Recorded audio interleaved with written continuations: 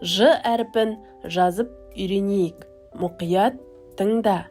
Ж әріпі бас әріптен және кіші әріптен тұрады.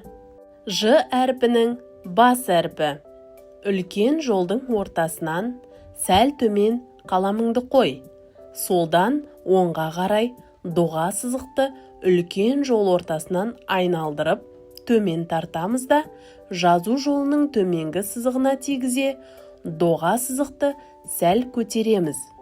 Жазу жолының жоғарғы сызығының доға сызықпен қиылысқан тұсына қаламыңды қойып, оңға қарай үлкен жол ортасына дейін көлбеу сызықты түсіремізде бұрыш жасай отырып, сызықты тік төмен жазу жолының төменгі сызығына дейін жалғастырып, оңға қарай бұрыштап, көлбеу сызықты жазу жолының үстіңгі сызығына дейін көтереміз.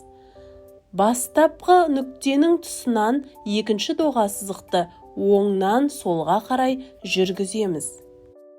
Ж әріпінің кіші әріпі. Жазу жолының ортасынан жоғары қаламыңды қойып, солдан оңға қарай жоғарғы сызыққа тигізе, доға сыза отырып, төмен тартамыз. Сызықты астыңғы сызыққа тигізе, солға қарай иеміз. Сызықты төмен астыңғы сызыққа жеткіземіз де, оңға қарай бұрыштап, көлбеу сызықты жазу жолының ортасына дейін көтереміз.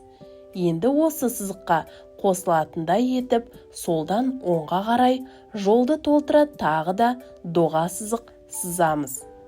Ал енді менімен бірге Ж әріпін дәптеріңе әдемі жаз.